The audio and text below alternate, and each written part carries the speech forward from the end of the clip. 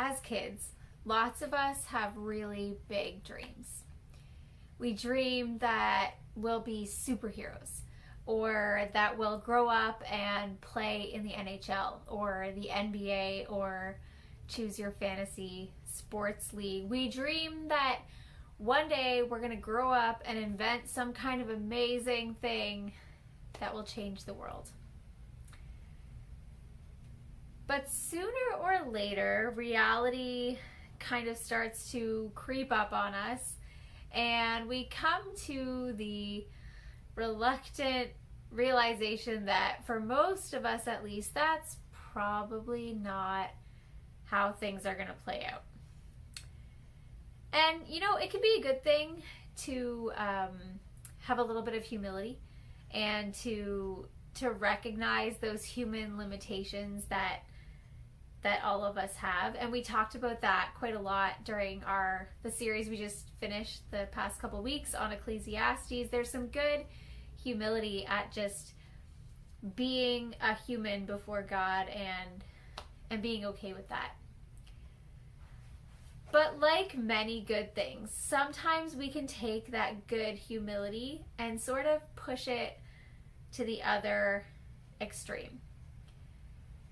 Sometimes, if we're not careful, we can get to thinking that there are some things that are sort of just beyond us, some things that we're not capable of. There are some things that only superheroes or really amazing people can do, even if they are things that we can do, things we should do, things that are very much within our grasp. I think prayer is one of those things for a lot of people.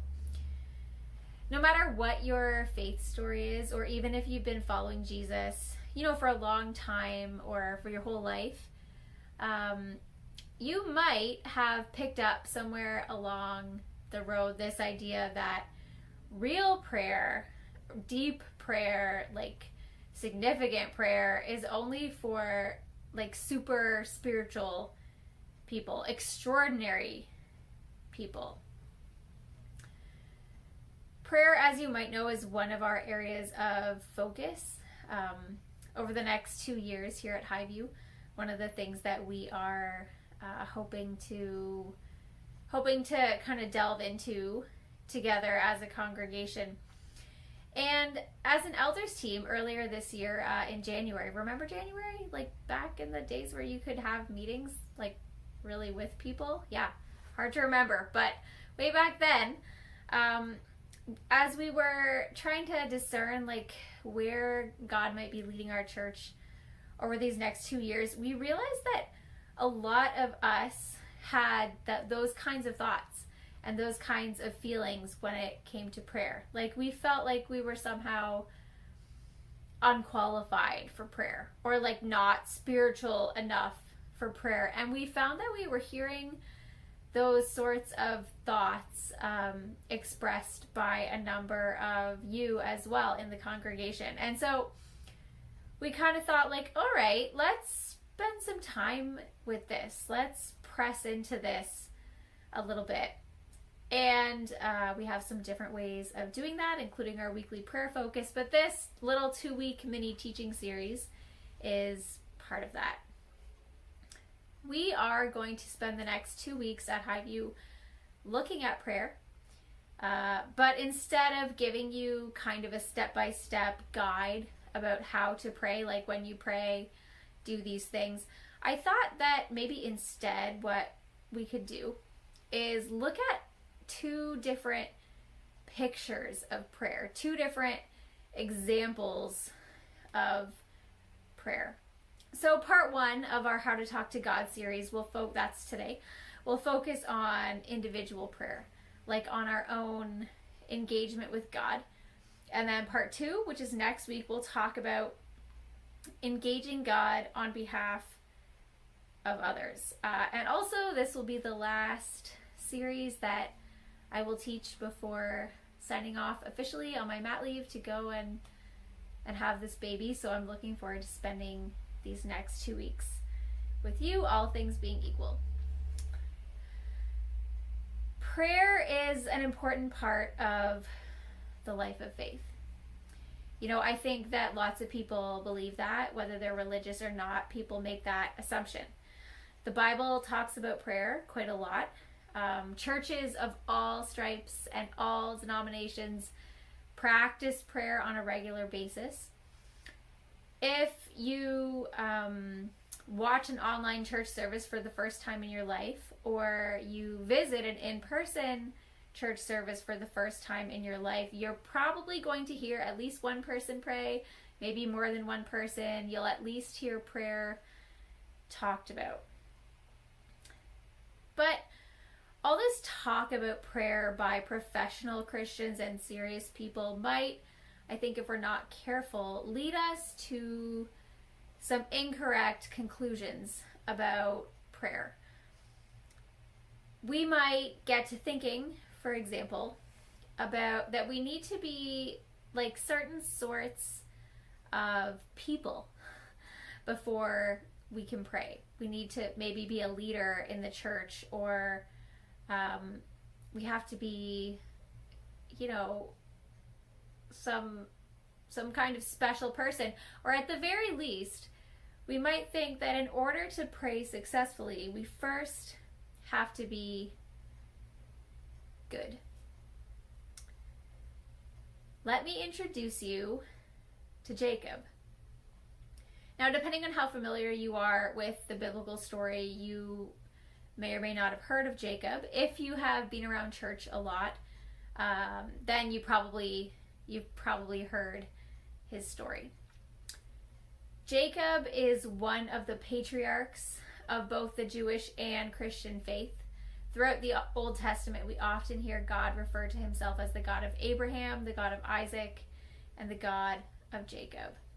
Jacob became the father of the 12 sons that the 12 tribes of Israel were eventually named after. Jacob, you know, Jacob is a pretty big deal, especially after he's dead, as often works. Jacob was a big deal. But Jacob was not what you would call a good person. Actually, Jacob was a sneaky, conniving manipulator for most of his life. The author of the book of Genesis tells us that this is a pattern that was established even from the moment that Jacob was born. Jacob is a twin, the Bible tells us, and he had a brother called Esau. And then the writer of Genesis says that even as the twins were exiting the womb, Jacob, the second brother, was sort of grasping at his brother's heel, and that's where his name comes from. Jacob means one who grasps the heel, or one who supplants. And throughout Jacob's life, certainly as Genesis describes it, we can see Jacob doing exactly that. We can see Jacob using any means necessary to gain his own advantage. Even though Jacob and Esau were twins, Esau was technically the older brother, even if only by a few seconds. And in ancient Near Eastern culture, and even in lots of cultures today, being the eldest child, or especially the eldest son, was about way more than just bragging rights. Today, being the oldest child, you know, maybe has some perks. I got to have my own room. I'm the oldest child, so that's cool. But in the ancient Near East, it was so much more than that. The eldest son would receive a double portion of his father's inheritance, and when his father died, the eldest son would be in line to become the next family patriarch. There would be a special blessing reserved for the eldest son because he would carry on the family honor. So even though they were twins, Esau was first, technically, which means that he was in line to receive all of those good things. Genesis 25 tells the story of how Jacob tricks his brother Esau into trading his birthright for a bowl of stew. Now, this is kind of a ridiculous story, but if you have siblings, then you can maybe see how this sort of thing would happen. Like, siblings, they fight with each other, they trick each other. It's a thing. But in this instance, about something this important, it's really kind of revealing of Jacob's character. Throughout his life, we can see Jacob resorting to trickery and cunning to get his own way again and again and again. Not only does Jacob take advantage of Esau's hunger, manipulating him into trading his birthright for some dinner, but then when the time comes for Isaac, their father, to die, Jacob has another trick up his sleeve. Prompted by their mother, Jacob succeeds in stealing not only the birthright of his brother Esau, but also the blessing of the eldest son as well. This is a pretty long story, and we don't have time to get into it all this morning, but suffice it to say that while Jacob's trick does succeed in some ways, in that he does get the blessing, it results in him having to run for his life from Esau, who's understandably quite ticked about the situation. Genesis gives this really detailed account of Jacob's life, and throughout most of it, we can see Jacob resorting to trickery and sometimes being tricked himself. It's kind of the way that Jacob makes his way in the world. Jacob was a lot of things, but good wasn't one of them. Yet, despite Jacob's lack of any inherent goodness or honesty, Jacob has this significant encounter with God. And we're going to talk about that today. And that encounter, I think, has something to say to us about prayer. Now, again, depending on how familiar you are with the biblical narrative, maybe you know this story. This story comes from Genesis 32. And it takes place quite a few years later, after Jacob has become very successful, having acquired wives and concubines and a large amount of livestock and a large number of children as well. But at this point in the story, Jacob's wily, conniving ways have finally caught up with him, and we find him fleeing for his life again. But this time, he's fleeing for his life with all his wives and children in tow. So there's quite a pack of people following Jacob. Jacob decides that it's time for him to return to Canaan, his homeland. But now he's afraid that his duplicitous past might have caught up with him at last. And he's wondering, what is Esau going to say when I come back home? What's he going to think? Will he be angry at me? Will he want revenge from all that I have taken from him? So we read this story in Genesis 32 of Jacob approaching Canaan, and he's growing increasingly uneasy and worried about what will happen when the two brothers finally meet each other.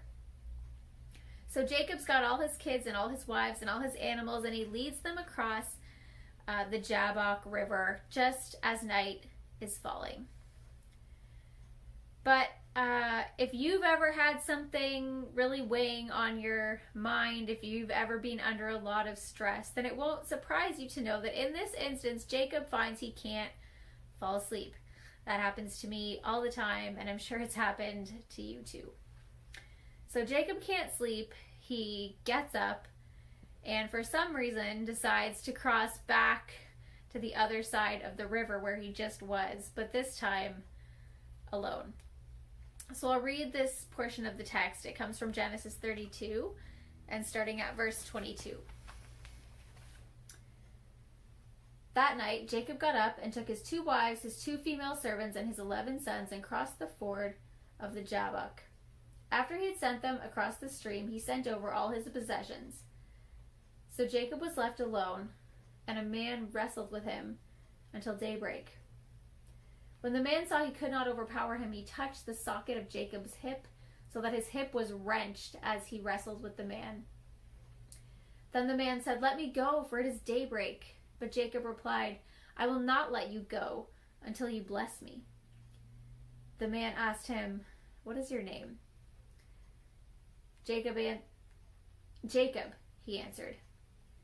Then the man said, "You will no longer be Jacob, but Israel, because you have struggled with God and with humans and have overcome." Jacob said, "Please tell me your name." But he replied, "Why do you ask my name?" Then he blessed him there. So Jacob called the place Peniel, saying, "It is because I saw God face to face, and yet my life was spared." Even though Jacob is neither honest nor good, and even though Jacob has obtained most of what he has in life by manipulating other people to his own advantage, God visits Jacob in a personal and significant way that will change him for the rest of his life. Like all encounters with God, Jacob's wrestling match with this man in Genesis 22 is mysterious. It's hard for us to pin down exactly what happened in that moment. And if you have ever had any kind of experience that you would look back on and say that was God in that moment, or that was God in that experience, then you know that that's how it is. Our experiences with God are elusive and hard to talk about and hard to describe. But something happened to Jacob, and whatever it was would change not only him, not only Jacob, but the entire course of history and the entire trajectory of not just one but 2 faiths. Both Judaism and Christianity would be changed forever. In verse 27, the mysterious man who wrestles with Jacob asks Jacob for his name. Some biblical scholars have suggested that Jacob's telling of his name to the man is not just about providing information, but is actually a sort of confession. Now, with apologies to all the Jacobs out there who don't fit this description at all, and especially with apologies to my good friend Jake, who is nothing like this even remotely, with apologies. Some scholars have hypothesized that Jacob's answer to the man in this passage is actually an admission of guilt. It's as though he's saying, "Yes, I'm rightly named Jacob," which, as you might remember, means supplanter, or he grasps the heel. Yes, that's a good name for me because I'm a trickster and a manipulator.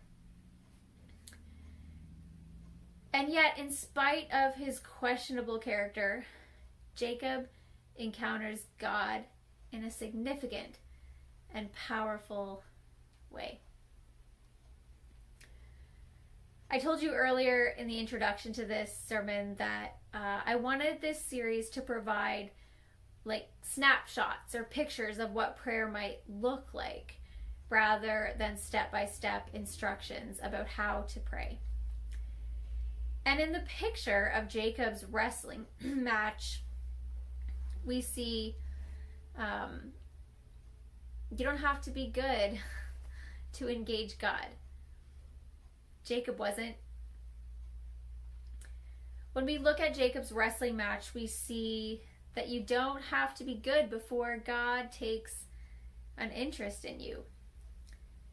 We might also notice when we look at Jacob's experience is that it's this physical struggle. You know, when all is said and done, whatever happened, however we might try to pin that down or fail to pin that down, whatever happened in that moment, Jacob literally limps away from it, having his hip like wrenched from its socket.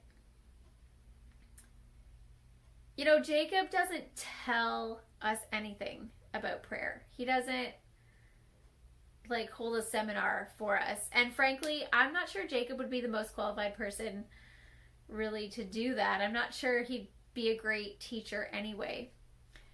But in this snapshot, in this monumental experience of his life, he shows us something very important about what it can sometimes be like to engage with God.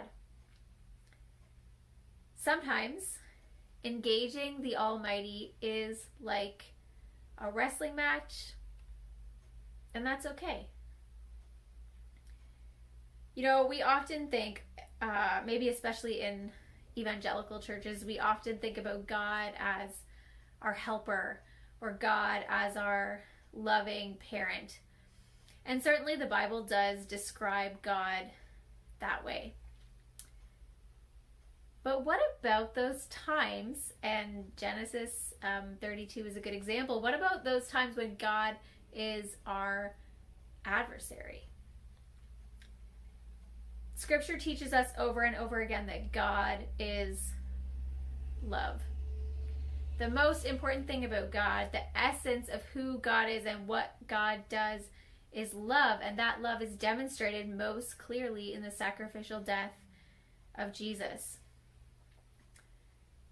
But if you've ever loved someone, if you've ever had any kind of loving relationship with anybody, with a friend, with a parent, or a child, or a spouse, then you know that there is so much more to love than warm, sentimental feelings. Sometimes love is conflict. Sometimes love is a wrestling match. Parenting might be the best metaphor here, and certainly Scripture uses that metaphor for God quite often. If you had good parents, or if you are a parent yourself, then you maybe know that sometimes loving your child means standing in opposition to what they want. Sometimes to love a child well, you stand in the way of what that child says he or she wants, because you know that what they want isn't best. What they want isn't good for them. What they want will hurt them or somebody else in the end. In this picture of Jacob wrestling with God, we can see that God is acting as an adversary. Sometimes engaging with God is a wrestling match. There's one more thing I'd like us to notice in this snapshot of prayer, although certainly there are more that we could point out. You've probably noticed some that I missed as well. But the last thing I'd like to draw our attention to today is this. Encountering God changes us, but not always, or even not usually, all at once. After wrestling with the man who turns out to be God all night long, Jacob eventually gets what he wants. You know, he secures the blessing that he was after. Genesis 32, verse 27, the man asks him, "What is your name?" "Jacob," he answered. Then the man said, "Your name will no longer be Jacob, but Israel, because you have struggled with God and with humans and have overcome."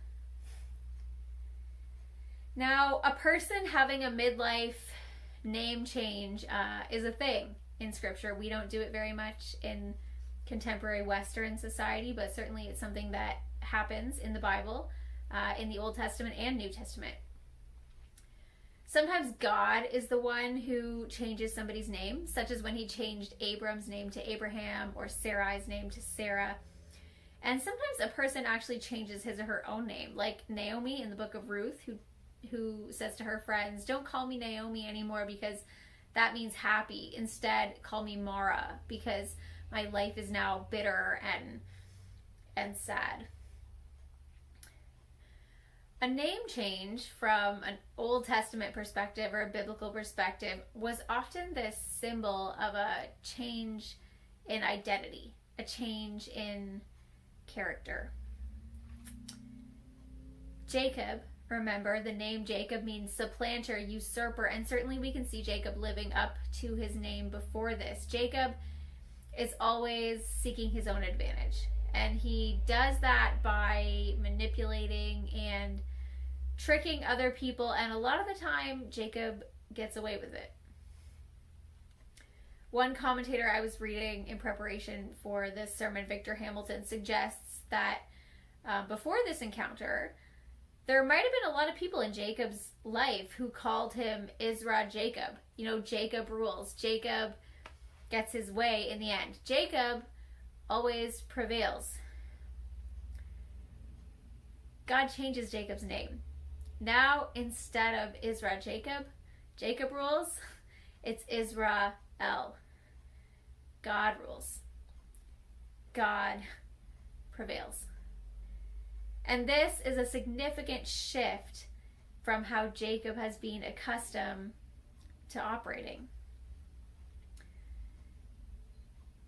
But even so, when morning comes and Jacob limps back over to join his family, we see almost immediately, even though Jacob, has seen God, or that's how he's interpreting this experience. He's seen God and he lived to tell the tale, and that's amazing. But almost right away, Jacob is resorting to his old ways. So remember that at this point in the story, Jacob is on his way to meet his brother Esau, and he's terrified, and rightly so, because last time he saw Esau, things did not go very well. Last time he saw Esau, he was stealing from Esau all the blessing and good fortune that should have been his, and he's thinking to himself, like, what's this going to be like? Is Esau going to be mad? Is Esau going to kill me? Is Esau going to kill my family? When they finally do meet each other, Jacob lies to Esau again, repeatedly. So think about this for a minute. Jacob encounters God. He encounters God, and yet he seems to fall right back into his old manipulative ways. What's up with that? So here's the last thing I'd like us to notice about this picture of Jacob wrestling with God. Encountering God does change us. We would expect it to change us, and it does. But it doesn't always change us right away, and it doesn't change us all at once. Jacob's transformation, while real, takes time. In his book on prayer in the Old Testament, Ralph Hawkins puts it this way: the truth of the matter is that Jacob is changed, even if only gradually. Although his subsequent performance with Esau leaves something to be desired, we begin to see significant changes by the end of his life. And then he quotes another scholar, E.A. Spicer, who makes this remark: the man who could be party to the cruel hoax that was played on his father and brother, who fought Laban's treachery with crafty schemes of his own, will soon condemn the vengeful deed by Simeon and Levi by invoking a higher concept of morality. Jacob's change was gradual and long-term. It takes a long time to become the people we were designed and intended by God to be, the people God is in the process of making us into.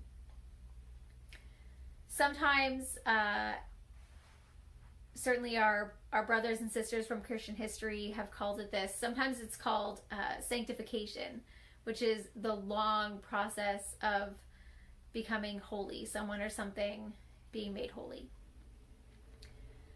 Sanctification takes a long time and probably won't be all the way finished until the resurrection. And although maybe on the one hand this might be kind of depressing, I actually find this to be very encouraging news. Because I don't know about you, but my transformation into Christ-likeness is taking a really, really long time. I can't remember a time before I thought of myself as a Christian. But there are just still these places in my life and in my heart that don't look anything like Jesus. Sanctification, becoming like Jesus, becoming holy, it takes a really frustratingly long time. Jacob's encounter with God, sometimes called the Jabbok event, doesn't give us any step-by-step instructions about prayer, and as we noted earlier, Jacob is probably not our guy if we're looking for that. But it shows us a picture of what prayer can look like sometimes. And the picture reveals some surprising things. You don't have to be good for God to take an interest in you or engage with you. Sometimes prayer is a wrestling match, and that's okay. And finally, encountering God does change us, but not all at once, and often not right away. You know, as I mentioned, I don't remember a time before I was a Christian. I grew up in the church, very much embedded in the Christian faith, and I used to think that the Bible was this book full of heroes, of people that I should try to be like, people I should try to emulate. Then I grew up and learned how to study the Bible, and I was surprised to find out actually that the Bible is not really full of heroes. It's full instead of ordinary men and women who do all kinds of ordinary, often bad stuff. And they're a lot like me. They miss the point, just like I do. They ignore God, just like I do. They make the same mistakes or fall into the same pit holes again and again, just like I do. But God pursues them, even so, and me, and you. God still pursues all these broken, messed up people with all his loving kindness, pouring out his own life on a cross to rescue us when we couldn't rescue ourselves. And that is very, very good news.